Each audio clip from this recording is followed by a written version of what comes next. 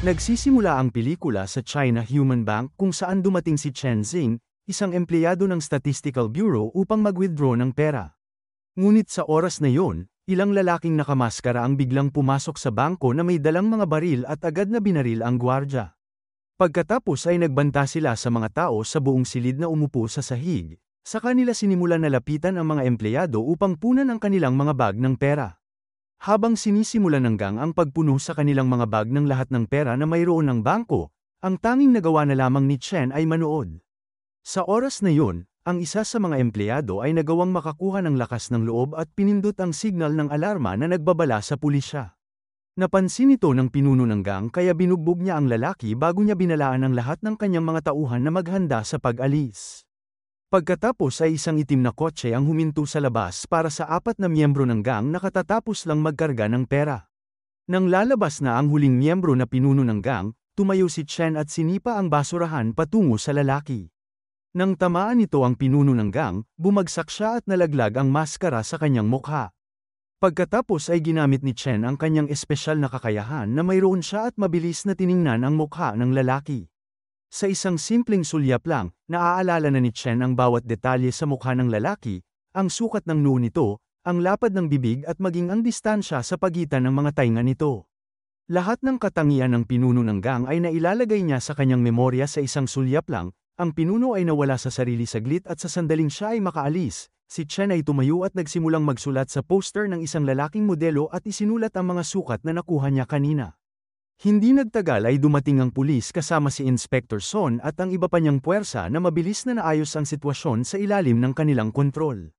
Sa kabutihang palad, ang gwardya na kahit na binaril ay hindi pa sumuko sa kanyang mga pinsala. Nang magsimulang magtanong ang mga pulis sa mga saksi, lumapit si Chen sa isa sa kanila at sinabi sa kanya na nakita niya ang mukha ng pinuno ng grupo. Sinabi rin niya sa mga pulis na nag-aakala na mayroon lamang 4 na magnanakaw.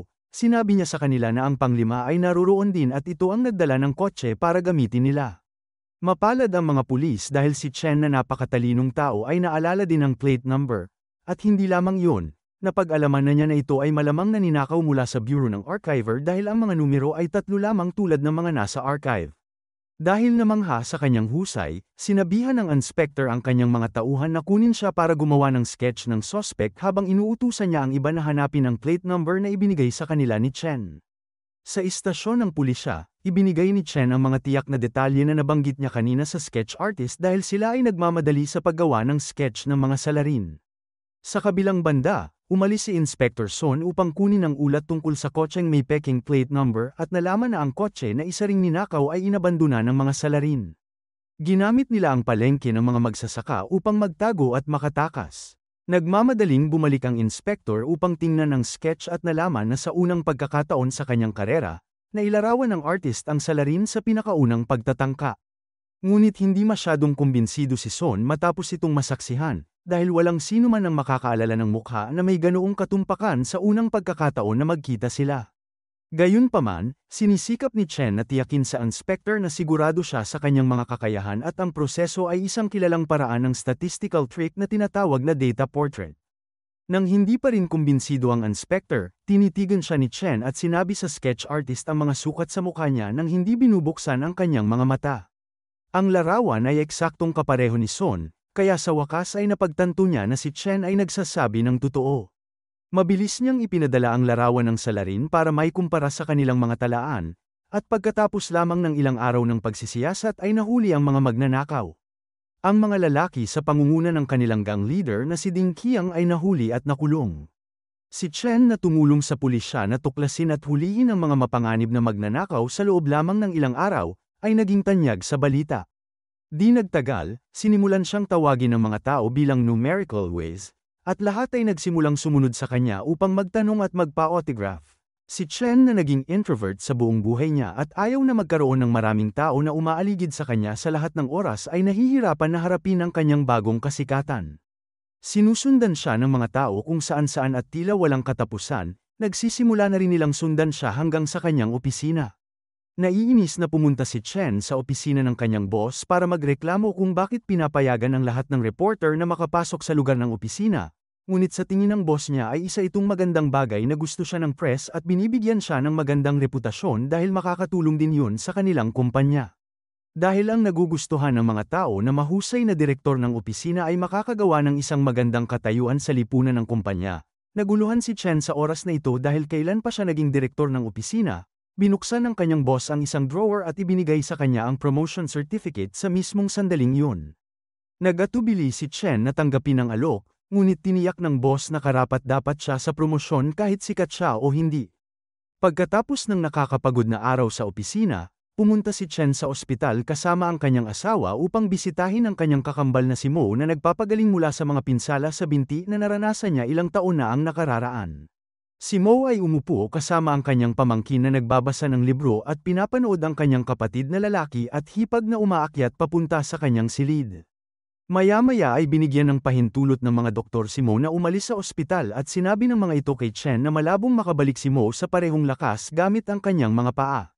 Si Mo ay isang tahimik na nakatira mag-isa sa isang computer repair shop na pag-aari niya.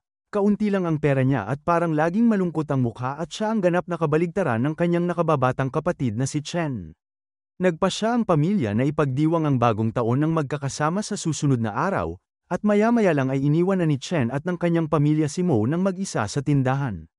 Kinabukasan sa istasyon ng pulisya, bigla na lang na ang lahat ng mga computer ay nagsimulang mamatay hanggang sa huli ang pangunahing screen sa gitna ng silid ay nagpapakita ng mga random na numero tulad ng sa Matrix.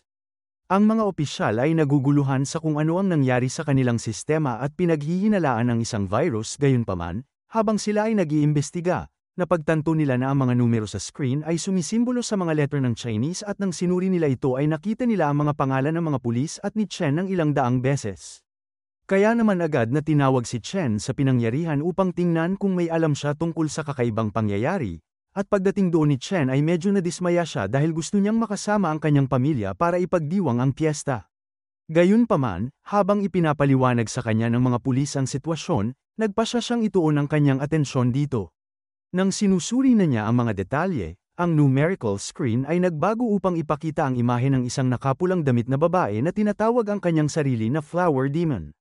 Ipinaliwanag ng babae na nahak niya ang sistema ng pulisya at may ganap na kontrol sa mga security camera sa loob at labas ng gusali. Nang sinubukan ng mga tauhan ng inspector na hanapin siya gamit ang kanyang IP ay hinayaan niyang makuha nila ang IP sa kanila na hinahamon silang hanapin siya.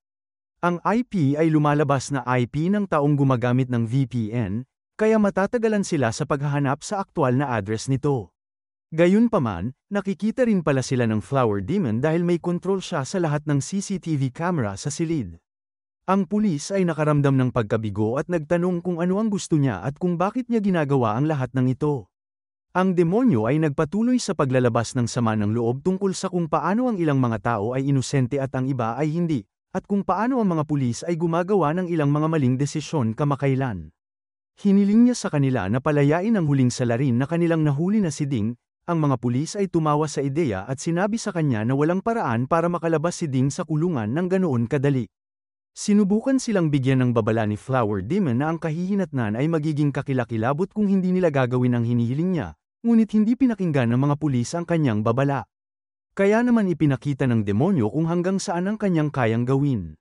Hiniling niya sa mga pulis na tumingin sa labas mula sa kanilang opisina, at nagpatuloy sa pagpapasabog sa ikalimang palapag ng katabing gusali. Dahil sa gulat, ang mga pulis ay nagmadaling pumunta sa lugar. Sa kabutihang palad, walang sino man sa mga tao ang nasugatan o namatay sa pagsabog ngunit isang bagay ang sigurado, hindi nagbibiro si Flower Demon. Si Inspector Son ay sobrang nagagalit kay Flower Demon at gusto siyang mahuli kaagad, kaya inutusan niya ang isa sa mga babaeng opisyal na panoorin ang lahat ng CCTV footage upang malaman kung sino ang maaaring nagtanim ng bomba saka umalis upang tingnan kung nalaman ng mga empleyado ng IT kung sino o nasaan si Flower Demon. Nagamit ng mga IT ang mga detalye ng nagmamay-ari ng VPN para malaman na pag-aari ito ni Ding Ruobing, isang hacker na nagtapos ng MIT na anak din ni Ding Qiang.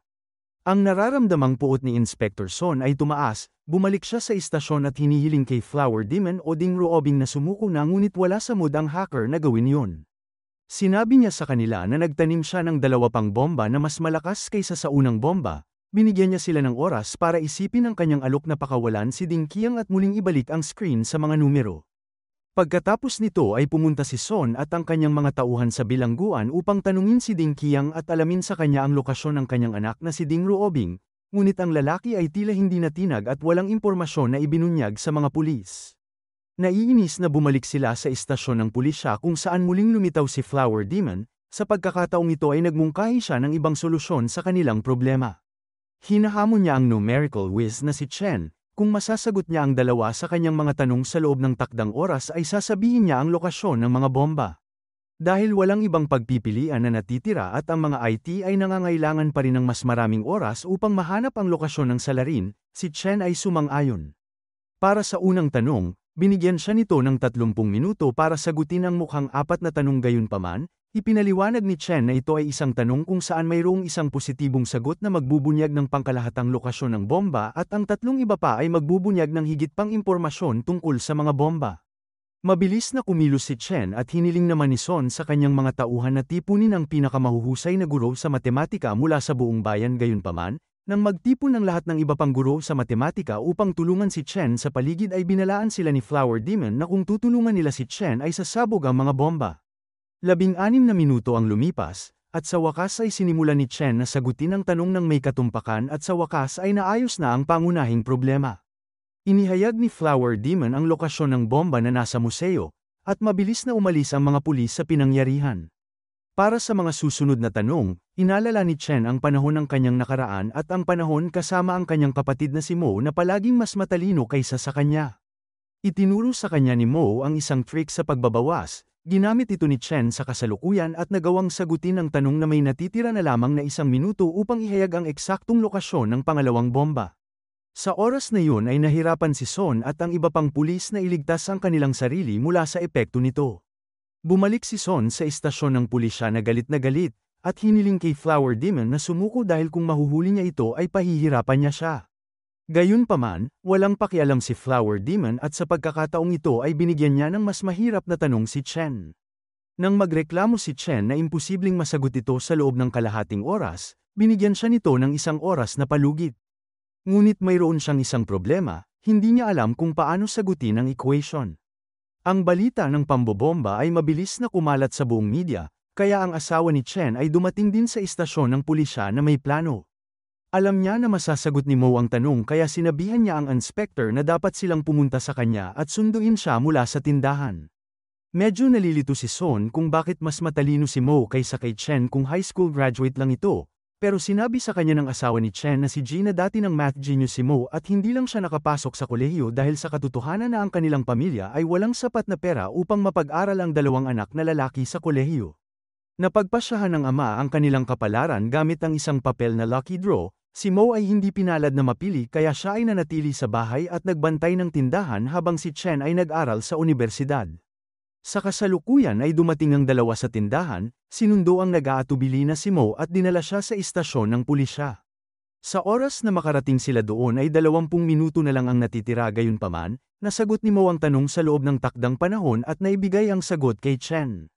Habang ang lahat ay nagmamadaling pumunta kay Chen upang makita kung nasaan ang bomba, ang screen ay nagpakita ng isang mensahe na ang bomba ay nasa mismong istasyon ng pulisya sa isa sa mga aparador. Mabilis na lumikas ang iba sa gusali, at halos sa mga huling segundo ay nagawa ng isa sa mga opisyal na mahanap ang bomba at naitapon sa labas dahilan para makaligtas sila. Sa wakas ay bumalik na ang lahat kung saan inihatid ni Chen ang kanyang kapatid na may kapansanan pabalik sa kanyang tindahan. Sa loob habang iniwan saglit ni Chen si Mo upang hanapin ang remote ng aircon, dahan-dahan na tumayo si Mo mula sa kanyang upuan na naglalakad pala. Kumuha siya ng upuan sa malapit na ipinalo kay Chen sa ulo, dahilan upang siya ay mawalan ng malay. Sa istasyon ng pulisya, ang lahat ng mga pulis ay naninindigan na hanapin si Ding Ruobing. Ngunit ang isa sa kanila ang nagpahayag na si Ding Ruobing ay halos 1 buwan ng patay. Natagpuan ang kanyang bangkay sa freezer sa bahay ni Ding Qiang, at muli ay kumilos si Son at ang kanyang mga tauhan upang tanungin ang bilanggo. Inamin ni Ding na ang kanyang anak na babae ay namatay sa overdose, at hindi niya ito nagawang ilibing dahil wala siyang pera. Hiniling niya sa mga pulis na ilibing nila siya, at nang malapit na silang umalis ay sinabi niya sa kanila na si Mo na kapatid ni Chen ay nakulong pala kasama niya noong araw. Ang hinala ni Son ay tumaas, at pagkatapos ay natiyak niya na si Mo ay si Flower Demon nang malaman ng kanyang empleyadong IT, na ang address ni Flower Demon ay ang mismong tindahan ni Mo. Sa tindahan ay nagpalit si Mo gamit ang damit ni Chen, sa oras na yun ay naalala niya ang nakaraan kung saan nawala ang lahat sa kanya. Nanguna siya sa entrance exam ngunit si Chen ang nakapasok sa universidad, dati niya ring nobya si Ji ngunit ninakaw din siya ni Chen. At pagkatapos ng 6 na taon, si Chen ang nakahuli sa kanya sa isang ilegal na software, at habang tumatakas siya mula sa kanya ay naaksidente siya na muntik na niyang ikinamatay. Sa loob ng 6 na taon, sinintensyahan siya sa kulungan. Kinuha ni Chen ang lahat sa kanya, at ngayon ay kukunin niya ang lahat kay Chen sa pamamagitan ng pagiging si Chen mismo. Itinali niya ang kanyang kapatid gamit ang isang bomba at nagtungo sa kanyang bahay upang manirahan bilang si Chen. Habang naghahapunan si Mo kasama si Ji at ang kanyang bagong pamilya, nakatanggap siya ng tawag mula kay Son na nagsasabi sa kanya na si Mo si Flower Demon at papunta sila sa kanyang tindahan para hulihin siya. Tumayo si Mo para umalis at saksihan ang resulta ng kanyang mga aksyon, niyakap siya ni Ji mula sa likuran para subukan siyang pigilan ngunit umalis pa rin siya. Gayunpaman, nalaman ni Ji na hindi niya ito asawa dahil sa amoy at mabilis na tinawagan si Son upang ipaalam sa kanya ang tungkol sa nangyari. Sa labas ng tindahan habang nag-uusap sina Mo at Son ay sumabog ang bomba, sa kabutihang palad na labis na ikinadismaya ni Mo, na iligtas ng mga pulis si Chen. Binigyan din ni Son ng roundhouse na suntok si Mo para sa lahat ng problemang ibinigay niya sa kanila, at siya ay ikinulong. Nagtatapos ang pelikula sa nakaraan, nang pinapili sila ng kanyang ama para sa unibersidad, lumalabas na sinigurado niyang hindi makakapasok si Mo sa unibersidad. Sa bandang huli sa isang liham, ipinaliwanag ng ama na sa kabila ng pagiging henyo ni Mo, hinding-hindi niya matatalo si Chen dahil hinding-hindi matututo si Mo ng pagpapahalaga, at ang taong walang pagpapahalaga sa iba ay hindi isang tao. Salamat sa panunood. Para lagi kayong updated sa susunod na kwento, mag-subscribe at siguraduhin na naka-on ang notification bell. Ingat!